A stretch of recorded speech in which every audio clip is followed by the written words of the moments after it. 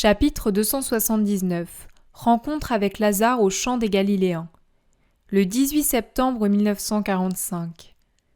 Le fameux champ des Galiléens, je crois que c'est le sens du mot employé par Jésus pour indiquer le lieu de rendez-vous aux 72 disciples envoyés en avant, n'est autre qu'une partie du mont des Oliviers plus proche de la route de Béthanie. D'ailleurs, cette dernière y passe. C'est aussi précisément le lieu où, dans une vision lointaine, j'ai vu camper Joachim et Anne avec Alphée, alors tout petit, près d'autres cabanes de branchage à la fête des tentes qui précéda la conception de la Vierge. Le mont des Oliviers a un sommet arrondi. Tout est doux sur ce mont, les montées, les panoramas, le sommet. Il respire réellement la paix, enveloppé comme il l'est d'oliviers et de silence. Pas en ce moment, car il y a un fourmillement de gens occupés à faire les cabanes.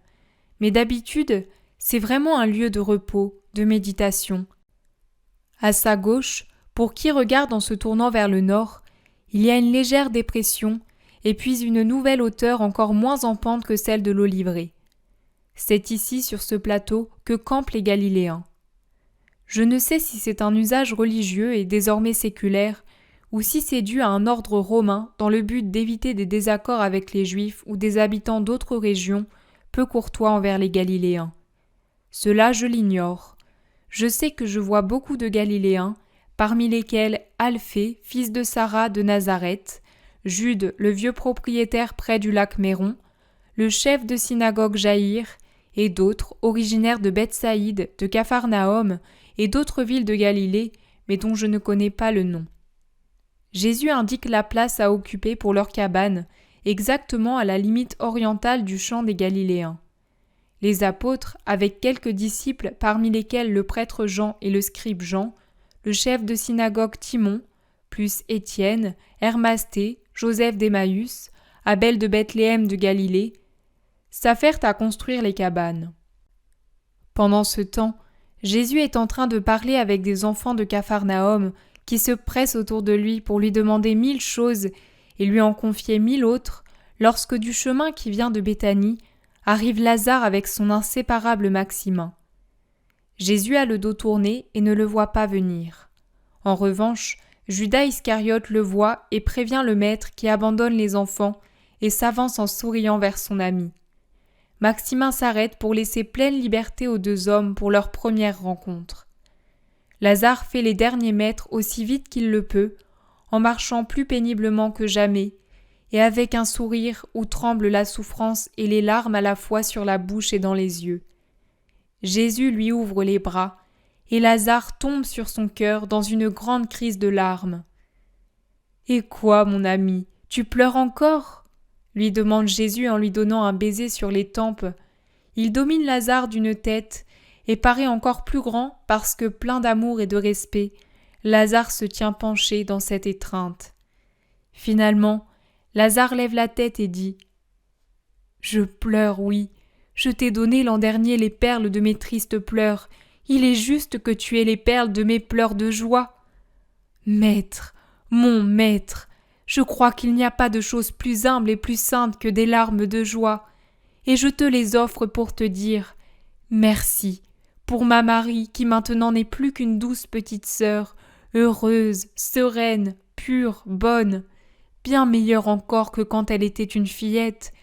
Et moi qui me sentais tellement au-dessus d'elle dans mon orgueil d'Israélite fidèle à la loi, maintenant je me sens bien petit, presque rien en comparaison d'elle qui n'est plus une créature mais une flamme sanctifiante. Moi, je ne puis comprendre où elle va chercher la sagesse, les paroles, les actes qu'elle trouve et qui édifient toute la maison. Je la regarde comme on contemple un mystère. Comment tant de feu, tant de joyaux pouvaient-ils être cachés sous tant d'ordures et y vivre à leur aise? Ni moi, ni Marthe ne nous élevons là où elle s'élève. Comment le peut-elle si elle a eu ses ailes brisées par le vice? Je ne comprends pas. Et il n'est pas nécessaire que tu comprennes. Il suffit que je comprenne, moi. Mais je te le dis, Marie a retourné vers le bien les puissantes énergies de son être. Elle a orienté son tempérament vers la perfection. Et comme elle a un tempérament d'une puissance absolue, Elle s'élance sans réserve sur ce chemin. Elle fait servir son expérience du mal pour être puissante dans le bien, comme elle l'a été dans le mal, et mettant en œuvre la même méthode de se donner tout entière qu'elle avait dans le péché, elle se donne tout entière à Dieu. Elle a compris la loi, d'aimer Dieu de tout son être, de tout son corps, de toute son âme et de toutes ses forces.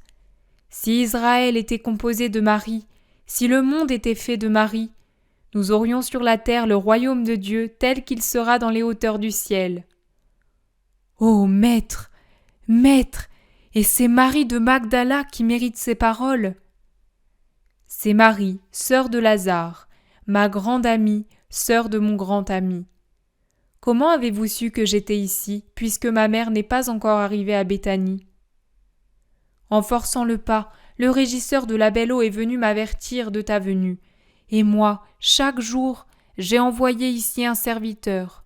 Tout à l'heure, il est venu me dire « Il est arrivé et il est au champ des Galiléens ». Je suis parti tout de suite. « Mais tu es souffrant ?»« Tellement, maître, ces jambes !»« Et tu es venu ? C'est moi qui serais vite venu. »« Mais mon empressement à te partager ma joie me tourmentait trop. Il y a des mois que je la sens en moi. Une lettre, qu'est-ce qu'une lettre pour dire semblable chose ? Je ne pouvais attendre davantage. Tu viendras à Béthanie ? Certainement, aussitôt après la fête. Tu es très attendu. Cette grecque, quel esprit !